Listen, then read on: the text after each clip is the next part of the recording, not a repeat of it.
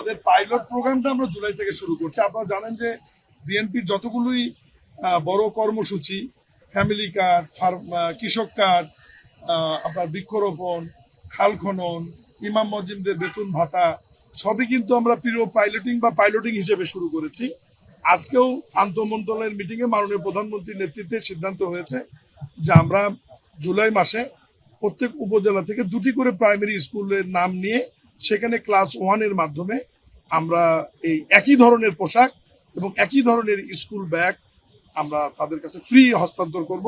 এই 3টি মন্ত্রণালয়ের যৌথ সমন্বয়ে এবং এই 3 মন্ত্রণালয়ের ব্যয়ে।